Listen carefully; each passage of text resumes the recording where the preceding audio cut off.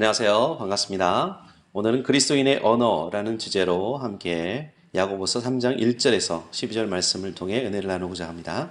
야고보서 3장 1절에서 12절 말씀을 제가 봉독하겠습니다. 내 형제라 너희는 선생된 우리가 더 큰 심판을 받을 줄 알고 선생이 많이 되지 말라. 우리가 다 실수가 많으니 만일 말에 실수가 없는 자라면 곧 온전한 사람이라. 능히 온 몸도 굴레에 씌우리라. 우리가 말들의 입에 재갈 물리는 것은 우리에게 순종하게 하려고 그 온몸을 제어하는 것이라. 또 배를 보라. 그렇게 크고 광풍에 밀려가는 것들을 지극히 작은 키로서 사공의 뜻대로 운행하나니 이와 같이 혀도 작은 지체로 돼 큰 것을 자랑하도다. 보라, 얼마나 작은 불이 얼마나 많은 나무를 태우는가. 혀는 곧 불이요 불의의 세계라. 혀는 우리 지체 중에서 온몸을 더럽히고 삶의 수레바퀴를 불사르나니 그 사르는 것이 지옥불에서 나느니라. 여러 종류의 짐승과 새와 벌레와 바다의 생물은 다 사람이 길들일 수 있고 길들여 왔거니와 혀는 등이 길들일 사람이 없나니 쉬지 아니하는 악이요 죽이는 독이 가득한 것이라. 이것으로 우리가 주 아버지를 찬송하고 또 이것으로 하나님의 형상대로 지으심을 받은 사람을 저주하나니 한 입에서 찬송과 저주가 나오는도다. 내 형제들아, 이것이 마땅하지 아니하니라. 샘이 한 구멍으로 어찌 단물과 쓴물을 내겠느냐. 내 형제들아, 어찌 무화과나무가 감람 열매를 포도나무가 무화과를 맺겠느냐. 이와 같이 짠 물이 단물을 내지 못하느니라. 어느 날 한 젊은 아버지가 필요한 물건을 사기 위해 어린아이 둘과 함께 슈퍼에 들렸다고 합니다. 그런데 아버지는 아이들이 서로 주고받는 말에 큰 충격을 받았습니다. 둘째가 특가 세일 중인 과자 봉지를 집어들자 첫째가 이렇게 소리치는 것이었습니다. 얘 속지 마. 그거 다 가짜야. 어른들이 그렇게 써놓기만 하는 거야. 상점에서 세일을 하면 원래 가격보다 높은 가격을 붙여놓고 세일을 할 때는 깎아서 파는 것처럼 속인다는 그런 이야기가 있었지만 어린아이의 입에서 그런 소리가 나오리라고는 상상도 하지 못했습니다. 아버지는 놀라서 큰아이를 향해 이렇게 물었습니다. 누가 그러던 아이의 대답은 너무도 당당했습니다. 아빠가 그러셨잖아요. TV에 나오는 어른도 다 그렇게 말하던걸요. 그날부터 그의 가족은 한 가지 약속을 정했다고 합니다. 적어도 일주일에 하루, 매주 수요일은 부정적인 말을 한마디도 하지 않는 날로 정했다고 합니다.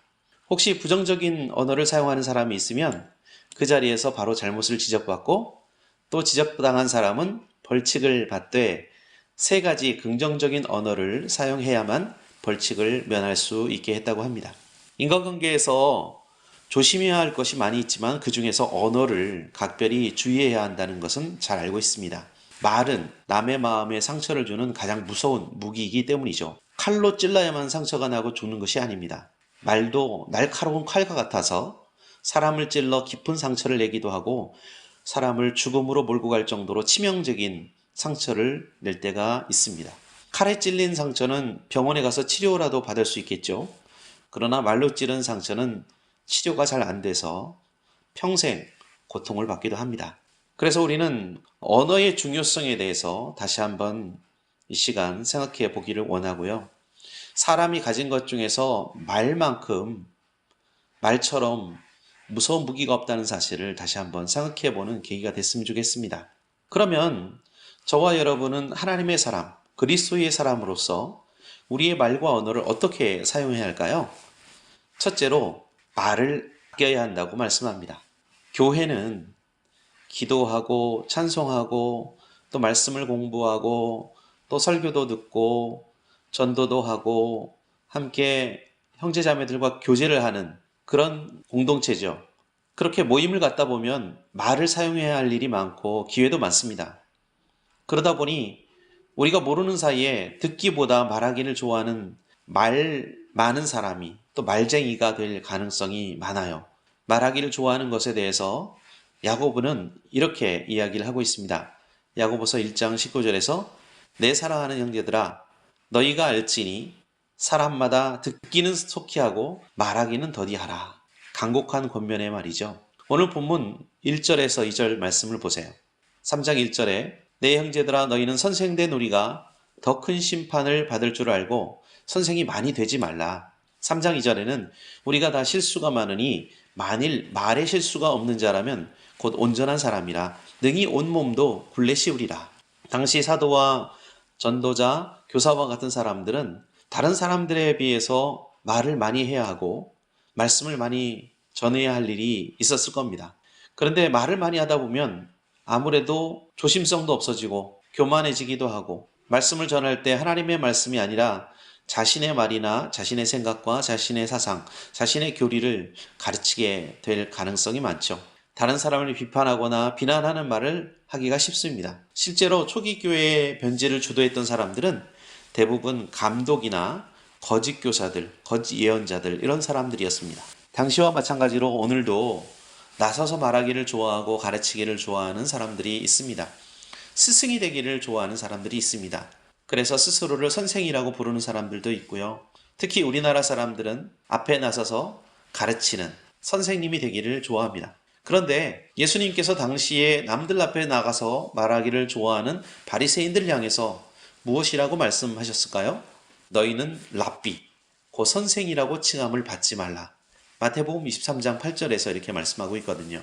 그래서 교회에서 우리가 가장 많이 사용하고 또 그리스도인들이 가장 선호해야 될 명칭, 호칭이 있다면 그것은 선생이 아니라 바로 형제, 자매입니다. 마태복음 23장 8절에 그러나 너희는 랍비라 칭함을 받지 말라.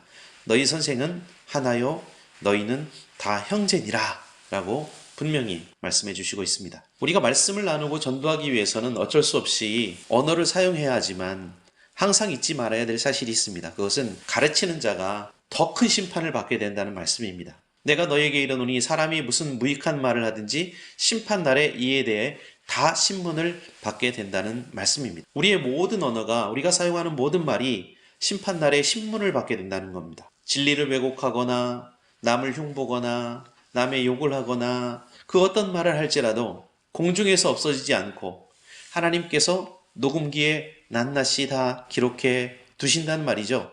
그리고 나중에 심판하실 때 그것을 기초로 삼는다는 말씀입니다. 그래서 녹음기를 발명한 에디슨도 말을 아끼십시오, 말하기를 두려워하십시오 라고 이야기를 했다고 합니다. 요즘에는 스마트폰이 있어서 녹음을 쉽게 할 수 있습니다.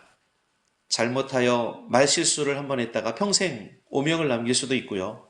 법정에서 증거로 채택될 수도 있습니다. 그런데 말을 적절하게 사용한다는 것이 결코 쉽지가 않아요. 말이 너무 없으면 소통하기가 어렵죠. 말을 너무 많이 하면 실수를 하게 되니까 참 쉬운 일이 아닙니다. 오죽하면 2절에서 말에 실수가 없는 자면 곧 온전한 사람이라고까지 말씀해 주셨을까요? 우리 가운데 나는 온전한 사람이다, 나는 완전한 사람이다 라고 말할 수 있는 사람이 있을까요? 다시 말해서 나는 말에 실수가 전혀 없는 사람이다 라고 말할 수 있는 사람은 없다는 거죠. 근데 오늘 본문의 의도는 어차피 우리가 모두 온전하지 못하니까 생긴 대로 그냥 살라라는 그런 말씀이 아닙니다. 마태복음 5장 48절에 그러므로 하늘에 계신 너희 아버지의 온전하심과 같이 너희도 온전하라고 말씀하지 않았습니까? 그러므로 우리가 하는 말에, 우리가 사용하는 언어에 실수를 최대한 줄여서 온전해져라는 그런 말씀이 되겠죠. 하나님의 온전하심과 같이 우리도 온전하기를 바라신다는 그런 말씀이겠죠. 더불어서 말을 잘 다스릴 수 있어야지 온몸을 다스릴 수 있는 사람이 되지 않겠느냐라는 말씀을 주시고 있습니다. 우리가 그리스도인으로서 살고 그리스도의 제자가 된다는 게 무엇일까요? 우리 자신의 생각과 우리 자신의 욕심과 욕망을 하나님의 말씀과 뜻에 복종시킨다는 것입니다. 우리의 언어는 우리가 복종시켜야 할 우리의 삶의 분야에 있어서 가장 대표적인 일이고 매우 중요한 분야라고 할 수 있습니다. 일단은 말실수를 줄이려고 하면 말을 너무 많이 하지 말아야 되겠죠? 아껴야 하겠죠? 말과 관련된 재미있는 비유가 그래서 이런 비유가 있습니다. 우리 신체 구조상 눈도 둘이고 귀도 둘이고 콧구멍도 둘인데 입만 하나거든요. 이것은 많은 것을 보고 많은 것을 듣고 많은 것을 음미하되 우리가 말을 사용할 때는 절반만 하라 라는 그런 의미가 있는 것이 아닐까요? 어떤 연구원의 조사에 의하면 하루에 사람들이 사용하는 단어의 수가 남자의 경우 25,000단어고요. 여성의 경우는 3만 단어라고 합니다. 만약 1년 동안 한 사람이 사용한 단어로 책을 펴낸다고 한다면 400페이지 책을 132권을 만들 수가 있을 겁니다. 우리가 일평생 말하는 데 쓰는 시간을 다 모은다면 대략 한 13년가량이 된다고 해요. 그러니 우리가 우리 일생 동안 말을 하는데 또 대화를 하는데 얼마나 많은 시간을 보내고 있는지를 알 수가 있겠죠? 그만큼 중요하고 그만큼 우리가 조심해야 된다는 것이죠. 그래서 성경은 우리의 말을 사용하는 방법을 다양한 예를 들어서 설명해 주시고 있습니다. 골로새서 4장 6절에서는 너희 말을 항상 은혜 가운데서 소금으로 고르게 함같이 하라. 소금이 무엇이죠? 어떤 용도로 사용되죠? 물론 부패를 방지하는 용도로도 사용하지만 음식의 맛을 내는데 매우 중요한 재료가 됩니다. 근데 우리 삶에 있어서 말은 소금과 같다는 거예요. 소금을 너무 과하게 뿌리면 너무 짜가지고 먹을 수 없는 음식이 되어버리고요. 건강에도 좋지 않습니다. 근데 소금을 적당히 쳐야 되는 거죠. 말도 마찬가지로 적당하게 해야 한다는 것입니다. 할 때는 해야 되고 안 할 때는 안 해야 된다는 것이죠. 오히려 그 반대로 살고 있는 그런 모습이, 그런 습관이 우리 가운데 있다면 바꿔야 되겠죠. 고쳐야겠죠. 우리가 복음을 전하고 격려하고 다른 사람을 위로하고 칭찬할 때는 어떻게 해야 할까요? 입을 다물어야 할까요? 말을 해야 할까요? 예, 맞습니다.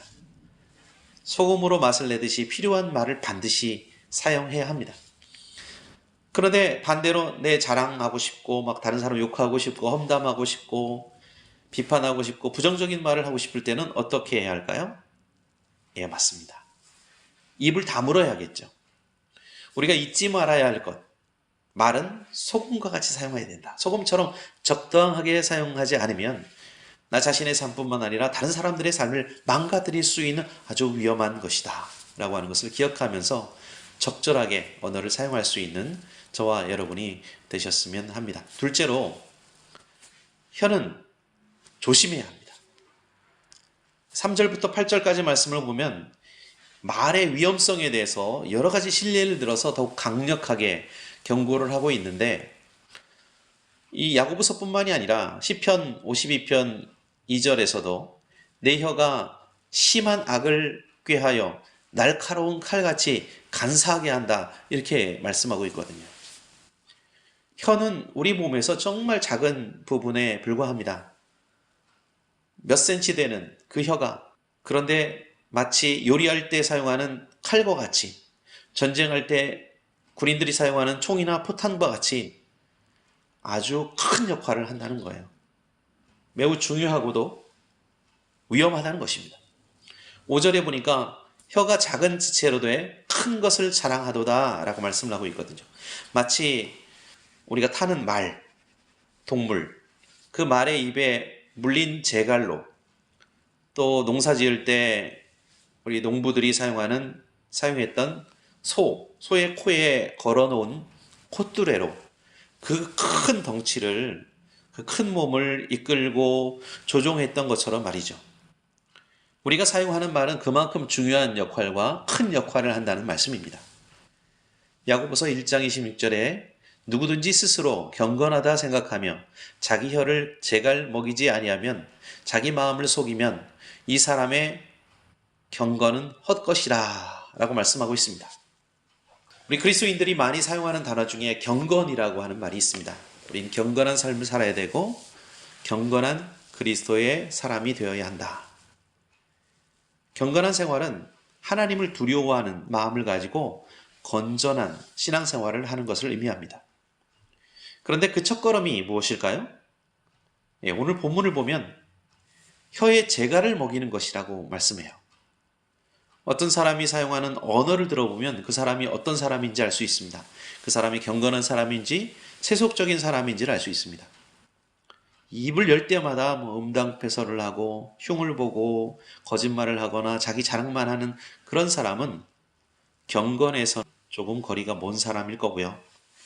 입을 열 때마다 기도하고 찬송하고 다른 사람들 격려하고 칭찬하고 복음을 전한다면 그것이 바로 경건한 사람의 증거라고 할 수 있을 겁니다. 혀는 매우 작지만 우리를 끌고 다닙니다. 우리를 컨트롤합니다. 그래서 혀를 조심해야 하는 것입니다. 구약 성경에 보면 나발과 아비가일의 이야기가 있습니다. 나발은 아비가일의 남편이었는데 다윗이 사람을 보내어 잔치 음식을 요청했을 때 다윗을 모욕하는 말과 불량한 태도를 보여서 큰 화를 입을 뻔했지만 다행히도 그의 아내였던 아비가일이 지혜롭게 말하고 또 지혜롭게 다윗이 보낸 그 수종들, 사람들을 대접함으로 말미암아서 위험한 상황을 모면할 수 있었던 것을 우리가 성경에서 읽어볼 수 있습니다. 우리가 바다 위에 떠다니는 그 배가 큰 광풍을 헤쳐나가려면 가장 중요한 것이 키를 잡은 항해사의 역할입니다. 우리의 운명도 작은 혀로 결정될 수 있습니다. 마치 큰 배가 그 작은 키로 조정을 할 수 있듯이 우리의 혀를 잘 운전하면 복을 불러오기도 하고 저주를 불러오기도 합니다. 하나님이 주신 복을 혀로서 다 쏟아버릴 수 있는 사람이 있는가 하면 자신을 찾아온 그 저주를 혀로서 물리친 사람도 있는 것입니다. 오늘 본문의 5절에 보면 우리의 혀를 불에 비유하고 있습니다. 불은 매우 위험한 것이죠. 그런 작은 불씨, 온 산을 태우는 것처럼 한평생 쌓아온 우리의 인생을 말 한마디로 망칠 수도 있습니다. 불은 우리가 살아가는데 없으면 안 되는 반드시 필요한 것이지만 조심해야 한다는 것입니다. 예전에 불조심 포스터 문구가 참 많았는데 이런 문구들이 있었습니다. 꺼진 불도 다시 보자. 앉으나 서나 불조심. 자나 깨나 불조심. 실제로 부부간에 무심코 던진 말 한마디가 가정을 파탄내는 일들도 있습니다. 그래서 말을 조심해야 합니다. 무엇보다 습관적으로 많이 사용하는 나쁜 말들을 조심해야 되겠죠. 말의 힘이 얼마나 무서운지 말이 씨가 되어서 현실로 나타나는 경우도 있습니다. 세상 사람들은 습관적으로 다른 사람들을 비난하고 저주합니다. 요즘 청소년들은 습관적으로 욕을 하기도 하고 친구들을 모욕하기도 하고 또 그것을 즐기고 좋아하죠. 다른 사람들에게 말로 고통을 주고 자신도 고통을 받습니다. 서로 괴롭히고 고통을 주고받으면서 사는 것을 좋아하는 존재. 그 존재가 누굴까요? 바로 세상의 공중권세를 잡은 사탄입니다. 그렇게 영원히 사는 곳이 어딜까요? 바로 지옥입니다. 근데 이 세상에 살면서도 지옥 생활을 부단히 연습합니다. 그것이야말로 지옥 가는 연습을 하는 것이죠. 로마서 3장 13절에 저희 목구멍은 열린 무덤이요 그 혀로는 속임을 베풀며 그 입술에는 독사의 독이 있고 그 입에는 저주와 악독이 가득하고 그 발은 피 흘리는 내 빠른지라 라고 말씀하고 있죠. 아이들은 어른들을 그대로 흉내냅니다. 자녀들의 혀는 부모의 혀를 닮습니다. 그러므로 부모의 혀의 습관을 바꾸지 않으면 자녀들도 똑같이 그 혀의 길을 가게 되는 거예요. 막말하는 혀, 욕 잘하는 혀, 이간질하는 혀, 투덜거리는 혀, 험담하는 혀를 경계하고 조심합시다. 그리고 존경하는 혀, 칭찬하는 혀, 위로하는 혀, 화합하는 혀, 감사하는 혀, 복음을 전하는 혀로 바꾸어 갑시다. 다 같이 저를 따라해 볼까요? 혀를 조심하고 말을 조심하자. 셋째로 입을 지켜야 합니다. 9절에서 12절 말씀을 읽으면 우리 입에 꼭 필요한 존재가 있습니다. 우리 입에 파수꾼을 세워야 합니다. 입은 음식을 먹고 말을 하고 혀를 담아두는 매우 중요한 기관입니다. 근데 그 입을 제대로 지키지 못하면 무덤과 같이 되고 그래서 그 무덤에서 죽음에서 나오는 그 썩은 냄새가 진동을 하는 것처럼 저주와 악독이 우리의 입에서 나올 수 있다는 겁니다. 반대로 입이 하나님을 모시는 성전의 역할을 잘하면 찬송이 나오고 복음 전파가 나옵니다. 9절에서 12절 말씀에서 어찌 한 입에서 이토록 다른 말이 나올 수 있는지 그 위험성과 심각성을 경고하고 있죠. 실제로 그렇습니다. 우리는 같은 입으로 찬송도 하고 때로는 사람을 저주하기도 하고 11절 말씀에 보면 같은 샘물에서 단물도 나오고 쓴물도 나올 수가 있냐고 묻는데 실제로 그런 삶을 살 때가 있죠. 마가복음 7장에서는 열매를 보면 나무가 좋은 열매인지 나쁜 열매인지 알 수 있다고 합니다. 그리스도인의 입술의 열매는 찬송과 기도의 열매가 달려야 하고 복음을 전하는 사람들을 격려하고 위로하고 칭찬하는 그런 좋은 열매들이 달려야 합니다. 만일 이런 좋은 열매를 맺지 못하고 나쁜 열매가 열린다면 그 나무에 문제가 있습니다. 심각하게 병들어 있을 가능성이 큽니다. 오늘날 우리 주변에는 사람을 살리는 소망과 믿음과 사랑의 언어보다는 남을 죽이고 망치고 다른 사람을 더럽히는 언어가 난무합니다. TV와 뉴스와 신문과 기사와 각종 소문과 인터넷 댓글 이런 것들을 보면 서로 비하하고 비난하고 거짓말하고 못 잡아먹어서 안달입니다. 그러나 예수 믿는 사람은 입을 열 때마다 축복과 격려와 긍정적인 말들이 나와야 합니다. 그러면 그 입에서 나오는, 내 입에서 나오는 언어가 나 자신을 살릴 뿐만 아니라 우리의 가정을 살릴 수가 있습니다. 우리의 교회를 부흥시킬 수가 있고 우리가 살고 있는 이 사회를 변화시킬 수가 있습니다. 그러므로 말을 아낍시다. 혀를 조심합시다. 입을 지킵시다. 그리고 우리의 혀를 하나님의 도구로 드립시다. 하나님의 복은 하늘에서 그냥 떨어지거나 땅에서 솟는 것이 아니라 바로 우리 자신의 입에서 나오는 것입니다. 우리는 재물이 없어도 선하고 복된 말을 사용해서 우리 주변 사람들에게 얼마든지 복을 나누어 줄 수가 있습니다. 세상을 평화롭게 할 수도 있습니다. 다른 사람들을 구원할 수도 있습니다. 때로는 침묵하고 때로는 외쳐야 합니다. 소금을 적절하게 사용하듯이 우리의 언어를 바르게 사용함으로 하나님의 영광을 나타내고 또 그리스도의 영광에 참여하는 저와 여러분이 되시기를 그리스도 예수님의 이름으로 축원합니다.